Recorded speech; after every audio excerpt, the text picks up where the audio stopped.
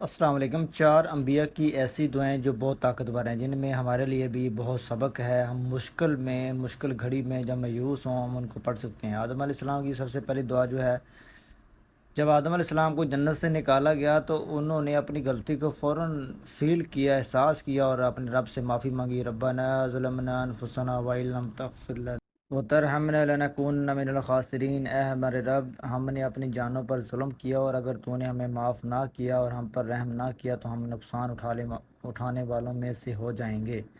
اس کا مطلب یہ ہے، اس میں ہمارے لیے سبق ہے کہ جب آپ کوئی گناہ کوئی غلطی کر بیٹھیں تو اس پہ ڈھٹائی اختیار نہ کریں، بلکہ اپنے رب کی طرف رجوع کریں، معافی مانگیں۔ پھر آدم علیہ السلام نے معافی مانگی تھی تو اس کے ریوارڈ میں کیا ملا تھا؟ تمام فرشتوں نے سجدہ بھی کیا اور انسان اشرف المخلوقات بھی ٹھہرا۔ دوسری دعا نبی حضرت نوح علیہ السلام کی ہے، رب انی مغلوباً فانتصر۔ مخالفین کے دباؤ کے وقت پڑھی جاتی ہے، اے اللہ میں مغلوب ہوں، تو میرا بدلہ لے۔ جب نوح علیہ السلام نے 950 سال تبلیغ کی اور اس کے باوجود بھی کوئی ایمان نہ لایا تو وہ مایوس ہو گئے، مخالفین کے ڈر سے ڈر گئے، تو انہوں نے یہ دعا کی۔ حضرت یونس علیہ السلام کی دعا مشکل میں نجات کی دعا، یعنی کہ جب یونس علیہ السلام مچھلی کی پیٹ میں چلے گئے تو وہاں پہ جا کر انہوں نے یہ دعا پڑھی۔ یونس علیہ السلام مچھلی کے پیٹ میں 40 دن رہے تو دعا کیا تھی؟ لا الہ الا انت سبحانک انی کنت من الظالمین۔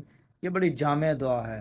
تو مشکل جب کوئی بھی آپ کے پاس ہو، جب کوئی بھی مشکل آئے تو آپ یہ دعا پڑھیں، تیرے سوا کوئی معبود نہیں، تو پاک ہے، میں بے شک ظالموں میں سے ہوں۔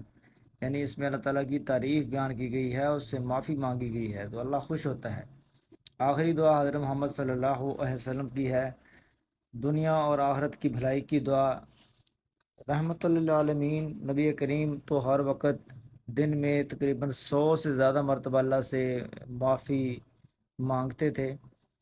ربنا آتینا فی الدنیا حسنۃ وفی الآخرۃ حسنۃ وقنا عذاب النار۔ اے ہمارے رب، ہمیں دنیا میں بھلائی عطا فرما اور آخرت میں بھی بھلائی عطا فرما، ہمیں دوزخ کے عذاب سے بچا۔ یہ انتہائی جامع دعا ہے جس میں ساری چیزیں کور ہو جاتی ہیں۔ ہمیں دنیا میں بھی بھلائی دے، دنیا میں بھی بھلائی، آخرت میں بھی بھلائی اور دوزخ کے عذاب سے بچا۔ انسان کی کامیابی کے لیے یہ 3 چیزیں ہی کافی ہیں، اس کے علاوہ تو دنیا جہاں میں کچھ چاہیے نہیں۔ انسان کو دنیا بھی اچھی گزر جائے، آخرت بھی اچھی ہو جائے، دوزخ سے بھی بچ جائے۔